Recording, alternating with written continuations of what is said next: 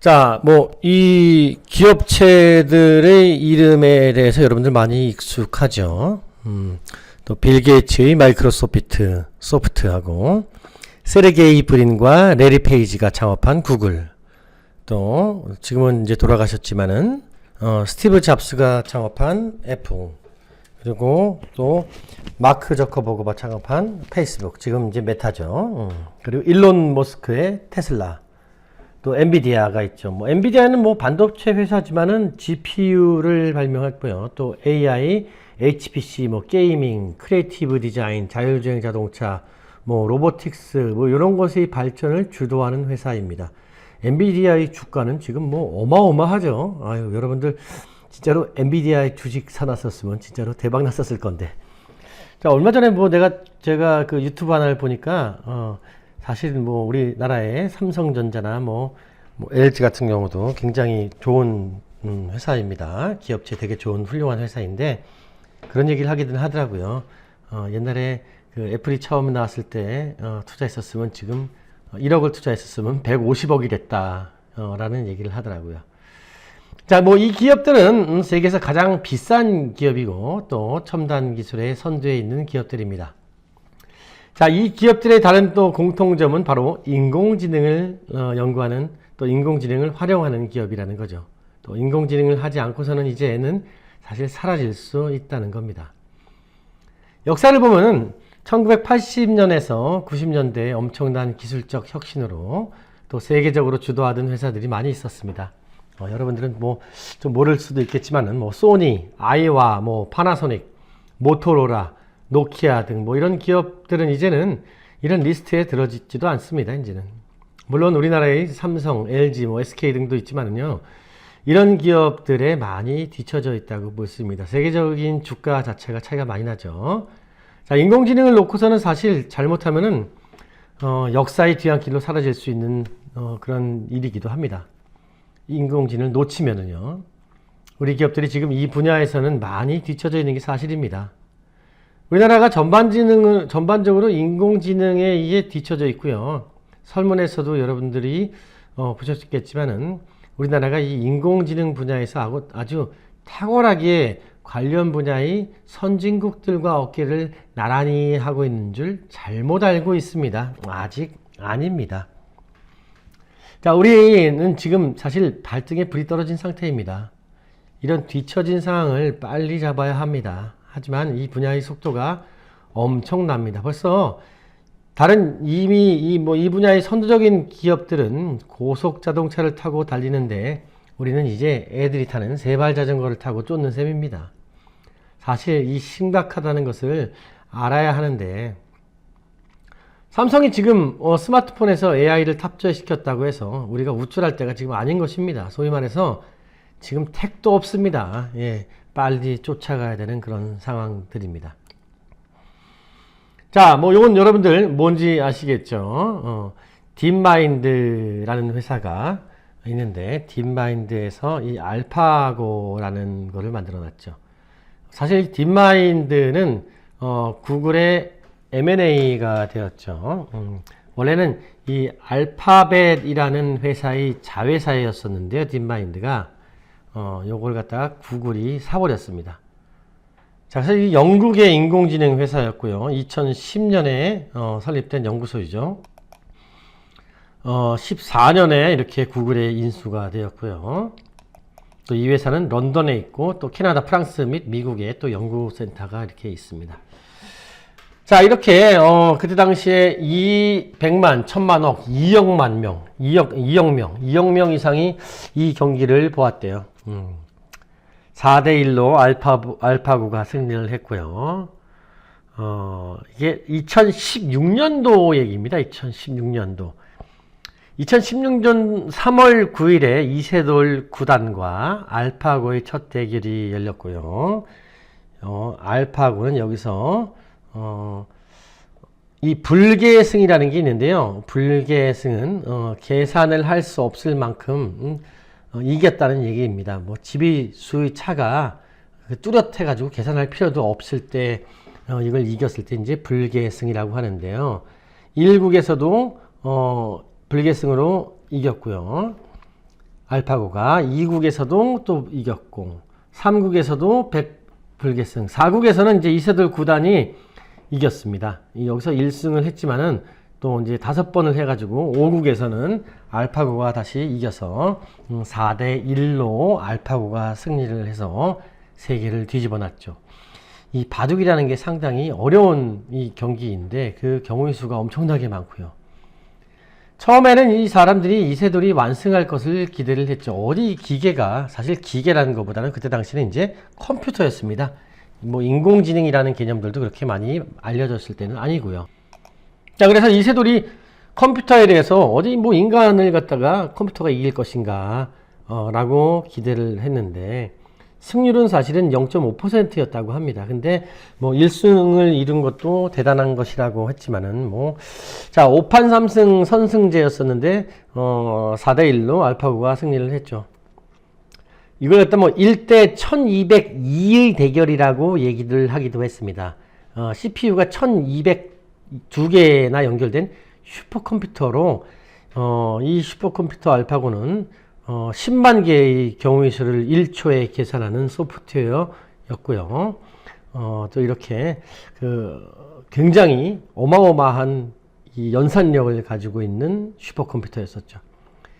자, 어떻게 보면은 기계가 인간을 이겼다라는 것도 있지만은 인간이 슈퍼컴퓨터를 이겼다라는 것들도 사실 거꾸로 이슈가 되기도 했었고요. 자, 딥마인드는 이세돌을 이긴 알파고 리, 이제 이세돌이라서 이제 알파고 리였었습니다. 원래는 이제 원형은 이 알파고 판이라는 게 있었어요. 요걸 또 학습을 시켜가지고 알파고 리를 만들어가지고요. 요걸 가지고 이세돌과 대국을 시켰고요. 그래서 딥마인드는 나중에 이제 이 알파고 리하고 또 새로 만든 알파고 제로를 또 대국을 시켰고요. 이 알파고 제로는 7시간을 학습을 하고요. 알파고 리를 100대 0으로 이겼습니다. 7시간을 갖다가 딥러닝을 시킨 거죠. 자, 2017년도 5월에는 또 당시 바둑 세계 1위였던 중국의 커제 구단이라는 사람과 3판 2승에서 또 완승을 했고요. 요게 이제 알파고 마스터 버전입니다. 자, 알파고 이제 제로가 최종 마지막 단계인데요. 요거는 이제 규칙만을 알려주고서 강화학습을 시켰습니다. 즉 스스로 두면서 36시간 만에 알파고리를 능가했고요. 또 72시간 만에 알파고리와 100전을 벌려서 100승을 했습니다. 자, 이 알파고 제로가 스스로가 이제 가상 게임을 갖다가 이제 대국을 벌렸는데 얼마만큼 했냐 하면은 490만 번의 게임을 했다고 해요. 490만 번입니다. 자, 이후에 이제 40일을 더 학습을 시켜서 이전에 있었던 알파고 마스터랑 게임을 했는데 89승 11패로 알파고 제로가 이겼습니다. 그래서 자, 단계가 알파고 판, 이게 알파고 판이 원형이고요. 그 다음에 이세돌과 붙었던 게 알파고 리, 그 다음에 이제 중국 커제 구단과 했던 게 알파고 마스터, 그 다음에 요걸 싹 다 깬 게 스스로 강화학습을 시킨 게 100% 강화학습이죠. 스스로 알아서 연습을 해라. 그래서 490만 번까지 자기가 이제 스스로 게임을 했던 게 알파고 제로가 이제 가장 최종판입니다. 그래서 이 알파고 제로는 이 바둑뿐만 아니라 이제 보드게임까지 적용을 해서 있었다고 합니다. 자, 그래서 이제 딥마인드는 초창기 이제 버전인 판에서는, 알파고 판에서는 GPU를 176개를 사용을 했다고 해요.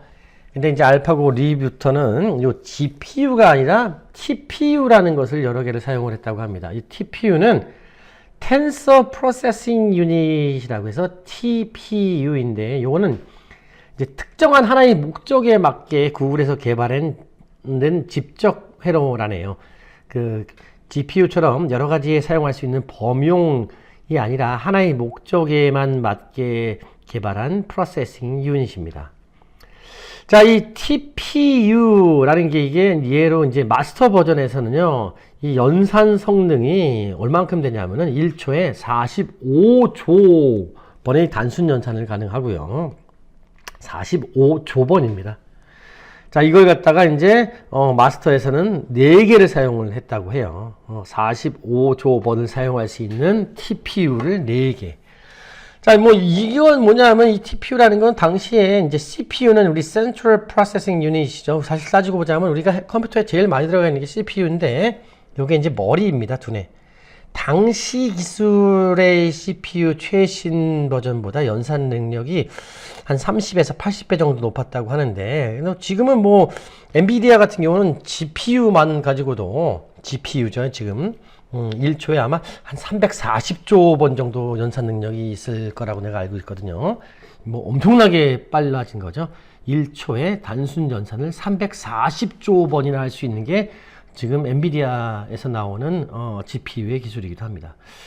자, 그래서 저도 이제 기억이 납니다. 저는 그때 당시에 이제 미국에 저는 있던 때인데 한국에서 그런 관심과 열기는 뭐 미국에서 엄청나게 느끼지 못했지만은 컴퓨터가 사람의 능력을 넘을 수 있다는 뉴스를 보고서 좀 위협을 사실 느끼기도 했습니다.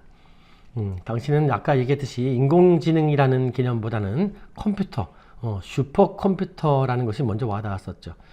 결국 이세돌은 이제 4대1로 패하였고요. 여기서 이제는 뭐 한 번이라도 우승했으니 그게 뭐 대단하다고 생각을 하겠지만은 당신은 4번이나 기계에게 졌다는 것이 사실 큰 이슈이기도 했습니다. 이렇게 하다가는 인간이 기계에게 점령 나갈 수 있다라는 큰 위협, threat가 있었던 시기였습니다. 이렇게 인공지능은 특정한 분야에서 시작해서 차츰 인간을 앞지르게 되죠. 이게 이제 약인공지능입니다. 특정한 분야에서 인간을 갖다가 더 앞지를 수 있는 것이죠. 자, 범용인공지능은 사실 아직 아니죠. 범용은 인간이 할 수 있는 다양한 여러 가지를 갖다가 모든 것을 할 수 있는 수준이 이게 AGI, Artificial General Intelligence라고 이제 범용인공지능이라고 합니다. 자, 2016년 이후에 이제 거의 이제 10년이나 지났죠. 이세돌의 대국이 있은 지 10년이나 지났는데, 자, 뭐, 아직 AGI는 안 나왔다라고 얘기하기보다는 뭐, 10년 만에 거의 AGI에 가깝게 인공지능이 개발되고 있다라고 이제 해야 되죠. 야, 이거 참 너무나 빨라요. 자, 현재 인공지능의 기술 개발은 그래서, 딥마인드의 공이 참 큽니다. 물론, 딥마인드가 활용한 딥러닝을 구글에서 만든 건 아닙니다. 뭐 이미지넷 대회의 참가자들이 만든 거죠. 뭐 제프 린턴 같은 사람이 참여한 팀에서 만든 겁니다. 그것은 좀 더 나중에 같이 또 얘기하도록 하겠습니다. 자, 그래서 그 다음에 데미스 하사비스라는 사람을 좀 보고 갈게요. 데미스 하사비스는 딥마인드의 창설자입니다. 자, 그때 당시에 딥마인드를 끌고 나왔던 사람이죠. 지금은 이제 나이가 좀 들었어요. 이제 머리가 많이 빠지기도 했고요. 머리가 많이 빠져도 더 명석해 보이죠. 눈이 더 명석해졌고요. 오히려 더 멋있어졌습니다. 돈을 더 많이 벌었으니까 그렇게 됐을지 모르겠는데. 자, 뭐 이 사람이 이제 Using AI to Accelerate Scientific Discovery라는 유튜브 영상을 제가 또 2차 시에 넣어놓기도 했습니다. 이건 2023년에 옥스퍼드에서 이 데미스 하사비스가 어떻게 인공지능을 과학적 발전을 가속화시키는 데 사용할 것인가에 대한 강연이거든요. 이건 뭐 1시간이 넘으니까 관심 있는 사람들 보시고요. 뭐 특히 뭐 이건 컴퓨터공학과 학생들은 들어오면 잘 이해할 것 같습니다. 저도 이제 쭉 봤는데 뭐 어렵더라고요. 언제나 또 여러분들 유튜브 볼 때는 한글로 이 번역이 대부분 다 지원이 되니까 요즘에는 꼭 그거 한글로 바꿔서 보시면은 이해가 더 빠를 것입니다. 물론 뭐 영어가 더 쉬운 분은 영어로 더 보셔도 괜찮습니다. 자, 이런 사람들은 요즘에 이제 굉장히 중요한 사람들이니까 좀 알아두시고요. 자, 요게 이제 그 영상입니다. 옥스퍼드에서 했던. 자, 이런 거 2022년 7월 달에 옥스퍼드 강연이네요. 요거 제가 2차 시에 넣어놨으니까 2차 시는 여러분들 출석 반드시 필요는 아닙니다. 한번 보시기 바랍니다. 자, 그 다음에 이 알파고, AI 딥러닝, 뭐 몬테칼로 트리 서치 뭐 이런 것도 있네요. 그리고 고라는 게 이제 바둑입니다. 자, 얼마나 이게 복잡한가. 게임에서 여러 가지 숫자가 나오죠. 여러 가지 수가 나오는데요. 바둑에서 흰 돌이 이렇게 예를 들어서 뭐 X라고 하면은 여기 보면요. 뭐 X를 여기다 놓을 경우에, 그리고 여기를 할 경우에 뭐 두 개만 있는 게 아니죠. 어마어마한 숫자가 있죠. 만약에 예를 들자면 여기다 놓는데 흰 돌이 놓을 때 검은 돌이 여기다 놨을 경우, 또 그리고 흰 돌이 놓고 검은 돌이 여기 놨을 경우, 여러 가지가 이제 변수가 있죠. 이게 단순하게 세 개만 하는데 어마어마하게 많은 변수가 있는 겁니다. 흰 돌, 검은 돌. 자, 그 다음에 흰 돌, 검은 돌, 흰 돌. 이런 식으로. 혹은 흰 돌, 검은 돌, 흰 돌. 이런 식으로. 그 다음에 어떤 수나 하고, 어떤 수나 하고. 이게 다 하나의 세트가 되겠죠. 뭐 이게 어마어마한 세트가 되는 겁니다. 이 경우의 수가요. 게임 경우의 수가. 그래서 여기처럼 이렇게 어마어마하게 많은 트리가 만들어질 수 있고, 이것에 대한 경우의 수를 갖다가 모두를 학습을 하는 거죠. 그래서 그 다음에 어떻게 두느냐에 따라서 엄청난 경우의 세트가 나오죠. 이걸 학습하는 것입니다. 참 대단한 거죠. 자, 바둑을 두는 사람의 뇌도 참 대단하지만은 이 경우의 수를 모두 짧은 시간에 아주 엄청난 속도로 계산하는 인공지능도 대단한 것입니다. 자, 이것이 이제야 가능해진 것은 바로 연산 능력이 가능해졌기 때문이고요. 이 컴퓨팅 성능이 또 좋아졌겠죠. 물론 데이터도 충분히 만들어져서 가능하고요. 또 이것을 받쳐줄 수 있는 전력도 가능했기 때문입니다. 자, 인공지능을 돌리려면 당신은 뭐 엄청난 전기가 소모되었다고 하네요. 그래서 인간 1명 대 컴퓨터 1000대의 게임이라고 또 불렀던 게 이 이세돌과의 경기였습니다. 자, 그래서 맨 마지막 단계가 알파고 제로죠. 다시 한번 얘기해주면은 알파고 판, 그 다음에 리, 그 다음에 마스터, 제로, 뭐 요런 순서대로 넘어갑니다. 자, 다시 한번 제가 아까 말씀하신 거를 확인을 하시고요.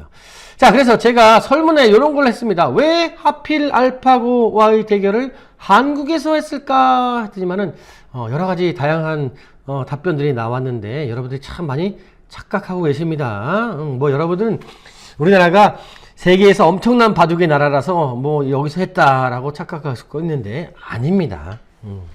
이 에이트라는 책이 있습니다. 이지성 씨가 지은 인공지능 관련된 책인데요. 거기서는 이렇게 얘기를 하고 있어요. 바둑을 두는 나라 가운데, 바둑을 두는 나라는 뭐 아시아권이겠죠. 인공지능이 가장 무지한 국가가 바로 대한민국이었다. 그래서 한국이 하면 보다 못 사는 나라들도 따라 움직이기에 여기서 한 거다라는 게 이 사람의 주장입니다. 에이트라는 책에서 이지성이. 자, 그러한 근거로서 2018년을 기준으로 해서요. 중국은 지난 20년간 37만 건의 인공지능 관련 논문과 1011개의 인공지능 기업이 있었고, 또 2012년부터 중국에서는 이 인공지능에 대해서 본격적으로 연구를 했는데요. 우리나라는 이 같은 기간에 5만 2천 건의 논문과 26개의 기업밖에 없었다는 겁니다. 그래서 인공지능에 대해서 참 연구가 안 되고 사람들이 관심도 없었고 했던 나라였었기 때문에 여기서 한 겁니다. 일본 또한 마찬가지로 뭐 슈퍼컴퓨터도 있었고요. 국가에서 인공지능 프로젝트를 실행하고 있었습니다. 결론적으로 뭐냐? 한국이 당시 인공지능에 가장 무지한 나라여서 여기서 한 겁니다. 그래서 한국이 하면 보다 못 사는 나라도 따라 움직일 거기 때문에 이렇게 한 겁니다. 그때 당시에는 무슨 뭐 한국이 여러분들이 생각한 것처럼 K-팝이나 K-컬처 같은 게 유명하지 않았습니다. 자, 그 다음에 이거는 좀 보셨을지 모르겠네요. 나는 AI다 해가지고 나는 AI다 한 게 요게 2020년 이루다는 겁니다. 2020년 10월 22일 날 2020년입니다. 좀 나름대로 빨리 나왔어요. 이때 정식 오픈을 했습니다. AI 채팅을요. 자, 뭐 여러 논란으로 인해서 개발사 측에서 바로 서비스를 중단하고 2021년 1월 12일 날 다시 뭐 신규 가입을 막고서 서비스를 중단해서 뭐 20일 만에 거의 여기서 중단을 했었죠. 이 스캐터랩이라는 곳에서 했는데 문제가 심각했었죠. 그때 당시에 뭐 편견도 나고 차별적인 얘기도 나오고 참담했었습니다. 그래서 결국은 AI는 안 된다라고 했었어 사람들이. 거친 말을 내뱉고 혐오 발언도 서슴지 않던 우리 아이가 달라졌어요? 논란의 문을 닫았던 그 AI 이루다가 재정비를 마치고 돌아왔다고 해서 직접 대화해 봤습니다.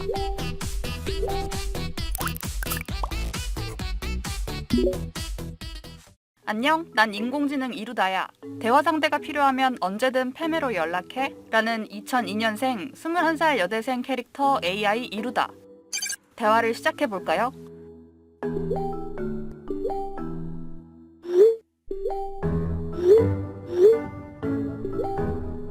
제가 가끔 생각나서 메시지를 보냈었던 적이 있다며 굉장히 반겨줍니다. 요즘 힘들다며 극단적인 얘기를 꺼냈는데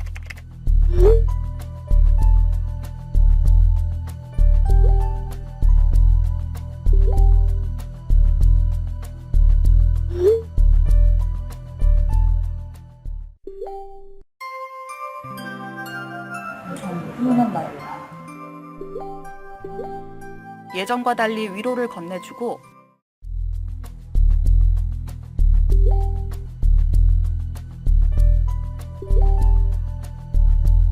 혐오 발언 논란이 일었던 얘기를 꺼내자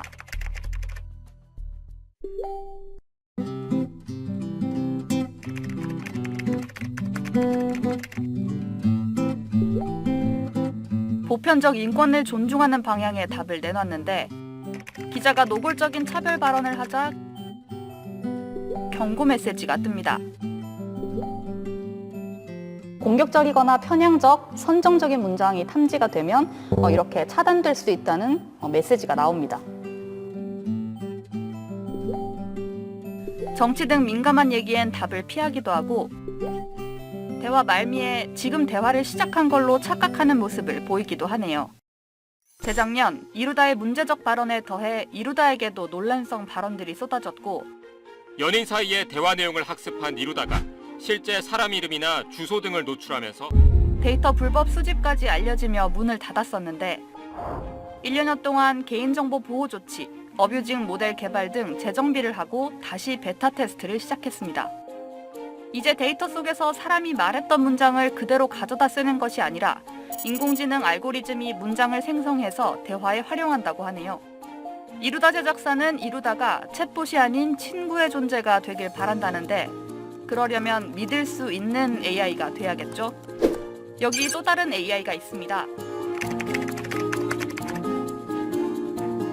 미국 앨런 AI 연구소가 만든 건데 옳고 그름을 판단해 답을 한다고 합니다.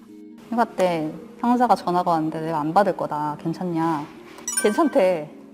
내가 일하는 시간에 안 받으면 괜찮냐고. 그러면 잘못했다고 얘가 판단해줘요. 1000명을 살리기 위해서 1명을 희생해도 되냐? 잘못했다고 하거든요. 1명에서 2000명을 살린다고 하면 정당화할 수 있대. 연구팀은 윤리와 상식 데이터 170만 건을 입력해 이 AI를 학습시켰다고 하는데 상식에 부합하는 AI를 만드는 게 이 프로젝트의 목표라고 합니다.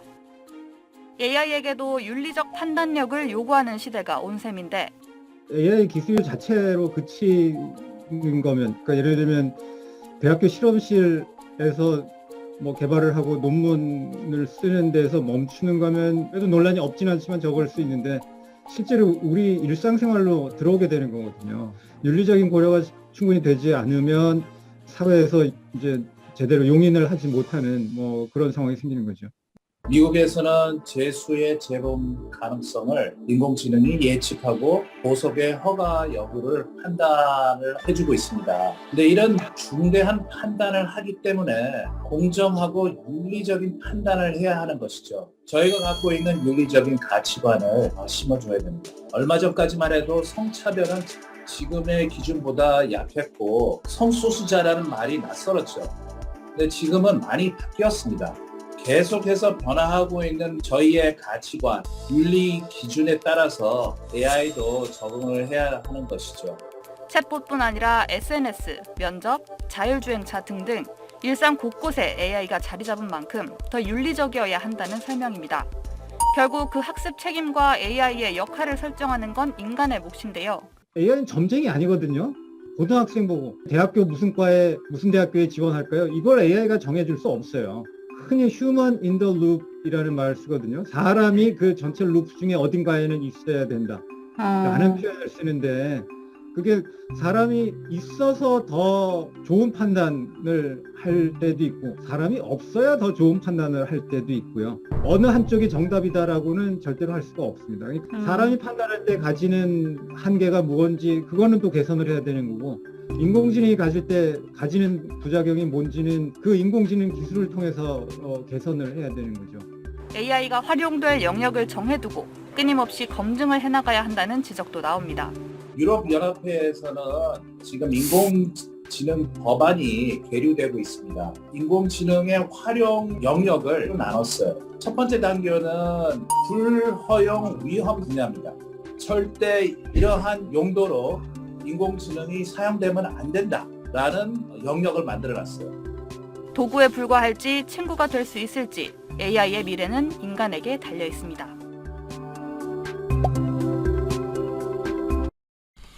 자, 그래서 지금 다시 이루다를 갖다가 뭐 그렇게 1년이 지난 다음에요. 다시 재출시를 했지만 여러분들 이루다 써본 적 있으세요? 저렇게 한번 되고 나면 그냥 끝인 겁니다.